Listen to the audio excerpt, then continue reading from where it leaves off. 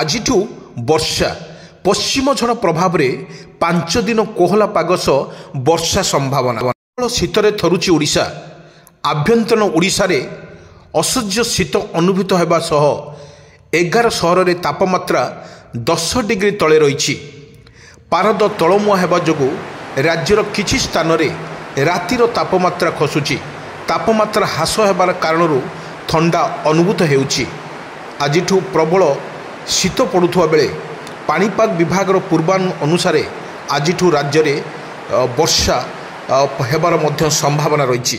କିନ୍ତୁ ଯେଉଁଭଳି ବର୍ଷା ଲାଗି ରହିଛି ଏବଂ ପାଚିଲା କ୍ଷେତରେ ଝିପିଝିପି ବର୍ଷାରେ ଭିଜୁଛି କ୍ଷେତ ଏବଂ ଚାଷୀ ମୁଣ୍ଡ ପରିଶ୍ରମ କରି ଧାନ 2 ଖଣ୍ଡ କରିଥିଲା ଏବଂ ତା ପରିବାର ପ୍ରତିପୋଷଣ କରିବା ପାଇଁ।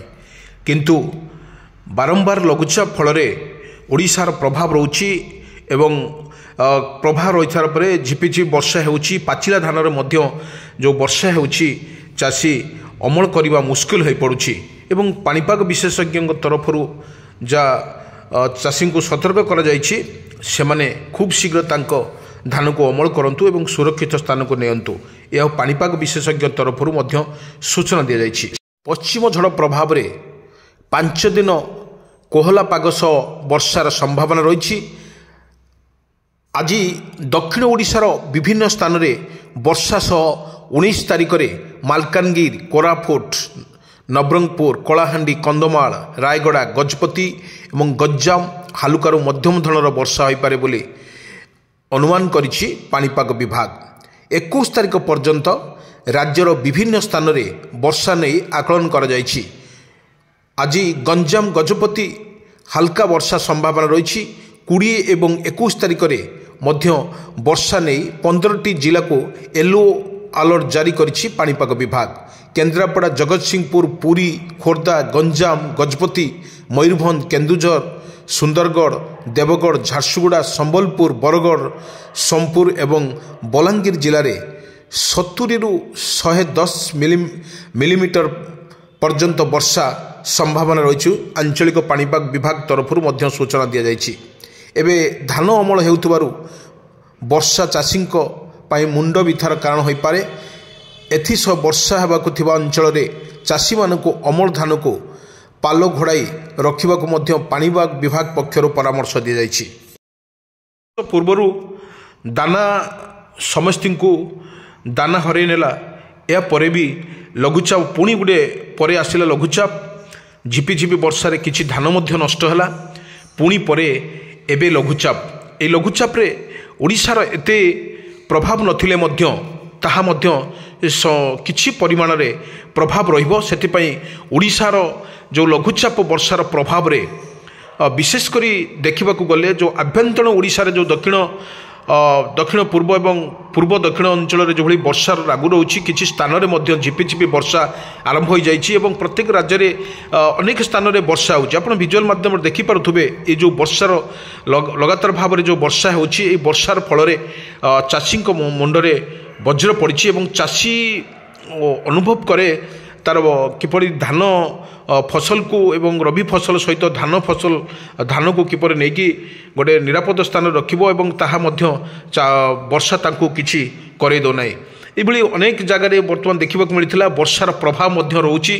ଏଭଳି ଚାଷୀ ବାରମ୍ବାର ଲଘୁଚାପ ଫଳରେ ବର୍ଷାର ମଧ୍ୟ ହେଉଛି। ସରକାରଙ୍କ ତରଫରୁ ଯେଉଁ ଘୋଷଣା କରାଯାଇଥିଲା ଦାନା ଲୋକଙ୍କୁ ସର୍ବନାଶ କରିଥିଲା ପରେ ବହୁତ ଧାନ ନଷ୍ଟ ହୋଇଥିଲା ଏବଂ ପାଣିରେ ମଧ୍ୟ ଭିଜିକି ରହିଥିଲା ଧାନ କ୍ଷେତ। ତା ପରମୁହୂର୍ତ୍ତରେ ଦେଖିବାକୁ ଗଲେ ପୁଣି ଏକ ଲଘୁଚାପ।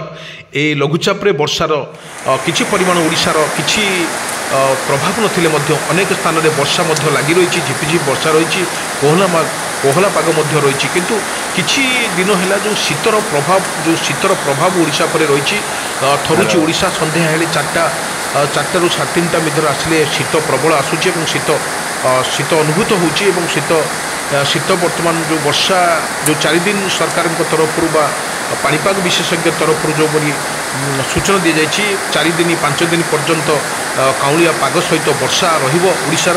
এই ଓଡ଼ିଶାର ଯେଉଁଭଳି ବର୍ଷାର ରହୁଛି ତାଣ୍ଡବ ତା କିପରି ଭାବରେ ରହିବ ତାହା ମଧ୍ୟ ପର ଭିଡ଼ିଓ ମାଧ୍ୟମରେ ଆପଣଙ୍କୁ ଆମେ ଜଣାଇବୁ।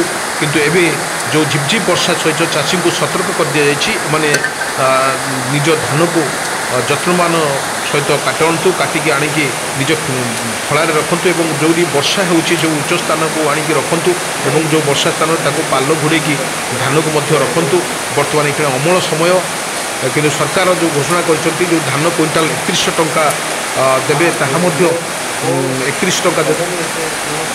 आउ थे आप मन रखुचु आज वर्षा पश्चिम प्रभाव में 5 दिन लगी ये वर्षा प्रभावित ये स्थान में जो 11 सहर तापमात्रा 10 डिग्री तले रही पारद तलमुआ होगा जो राज्यर किसी स्थान में रातिर तापमात्रा बर्तमान खसुची तापमात्रा ह्रास होगा कारण ठंडा अनुभूत होकिंतु आज प्रबल शीत पड़ा बेले आकलन करिपाग विभाग किंतु पूर्वानुमान कर काली किंतु आज राज्य में वर्षार संभावना अधिक रही सतर्क सूचना कर दी। बर्तमान धान अमल हो वर्षा चाषी मुंड व्यथारण कारण साजिची एथिपाई वर्षा होगा अंचल चाषी माने अमल धान को पाल घोड़ाई रखा पाणीपाग विशेषज्ञ तरफ सूचना दी जाइए एक धान को किपरि निज आयत को आणवे से तत्मान हवा निहाती आवश्यक रही पाणीपाग विशेषज्ञ तरफ सूचना दी जाइए।